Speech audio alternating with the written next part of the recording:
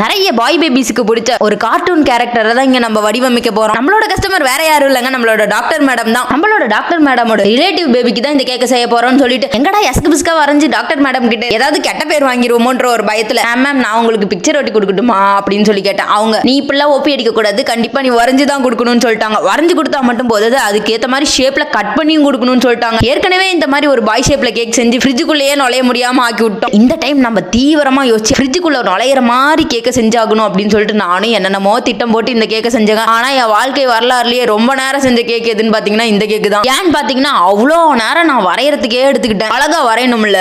சின்ன வயசுல நான் ஆர்டிஸ்ட் கணக்கா எதுக்கு எடுத்தாலும் வரைஞ்சுக்கிட்டே தெரியுவாங்க. அப்ப தெரியல எனக்கு இவ்வளோ கலத்திறமையை உள்ள நம்ம வச்சிருக்கோம், அதை எப்படியாச்சும் வெளியே கொண்டு வரணும்னு சொல்லிட்டு. ஆனா இப்ப அந்த கலத்திறமையெல்லாம் நான் கேக்குக்குள்ள இறக்கிட்டு இருக்காங்க. சோட்டா பீம் எப்படி ஃபுல் ஃபினிஷ் பண்ணி சூப்பரா வெளியே வந்துச்சுன்னு சொல்லி நான் நெக்ஸ்ட் வீடியோல அப்லோட் பண்றேங்க. ஏதாவது ஒரு மூலையில இருந்து சோட்டா பீம் அங்கிள் இந்த வீடியோவை பார்த்துட்டு இருந்தீங்கன்னா தயவு செஞ்சு என்ன திட்டிடாதீங்க.